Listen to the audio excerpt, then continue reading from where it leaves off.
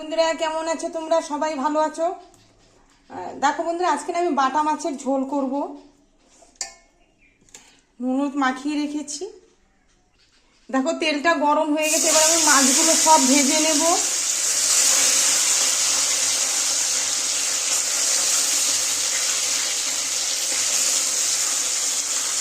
দেখো মাছটা এবার একটু উল্টিয়ে দেবো।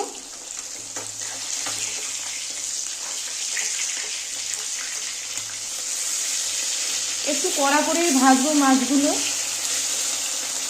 এক পাশ হয়ে গেছে। দেখো অনেকগুলো আছে তো,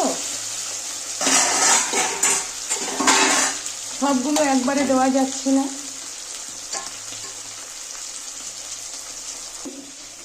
এখানেও আছে।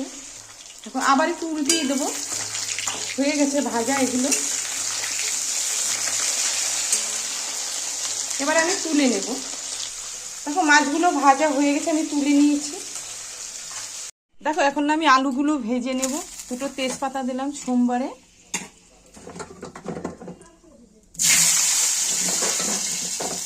আলুগুলো একটু ভাজা হয়ে গেলে এটার মধ্যে আমি মশলাগুলো দিয়ে দেব।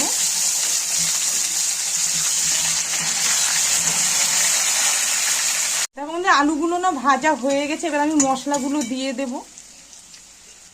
দেখো এখানে আছে জিরা বাটা, আদা বাটা আর শুকনো লঙ্কার গুঁড়ো, কাঁচা লঙ্কা বাটা আছে। এবার আমি মশলাগুলো দিয়ে দিচ্ছি। এবার কষিয়ে নেব ভালো করে।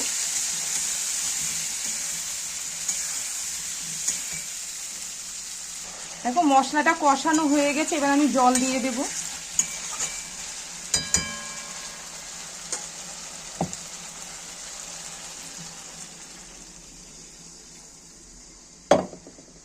একটু সামান্য নেড়ে দেব।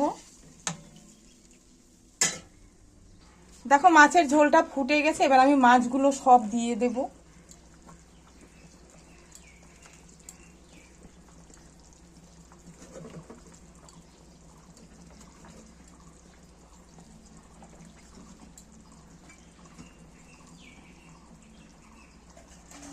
একটু নেড়ে দেব।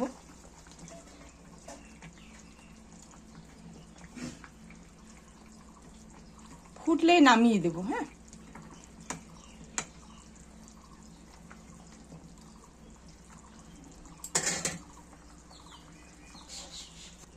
দেখো মাছের ঝোলটা হয়ে গেছে, এবার আমি নামিয়ে দেব। হয়ে গেছে।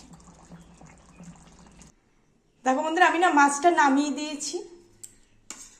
আজকে তো আমি পেঁয়াজ রসুন কিছু ব্যবহার করিনি, শুধু আদা জিরা কাঁচা লঙ্কা শুকনো লঙ্কা বাটা, ব্যাস। তো পাতলা ঝোলটাই গরমের জন্য ভালো লাগে। আচ্ছা বন্ধুরা, তোমাদের কেমন লাগলো? যদি ভালো লাগে লাইক শেয়ার কমেন্ট করো, চ্যানেলটাকে সাবস্ক্রাইব করো। আর তোমরাও সবাই ভালো থেকো। তাহলে রাখলাম, টাটা। দেখো হয়ে গেছে।